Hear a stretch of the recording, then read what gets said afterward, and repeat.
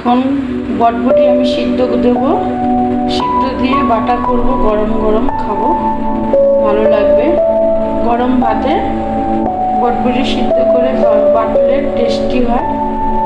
রসুন, ধনেপাতা, কাঁচা লঙ্কা দিয়ে বাটবো আমি। এটা সিদ্ধ দেবো এখন, আর রসুন আর এই বিলাতি, ধনেপাতা আর কটা কাঁচা লঙ্কা দিয়ে বাটা করবো। কেটে আমি ধুয়ে নিচ্ছি, এবার সিদ্ধ করবো ভালো করে।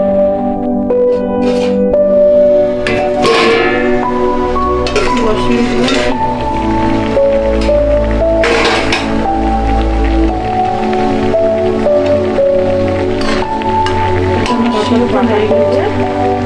এবার নামিয়ে কাঁচা লঙ্কা,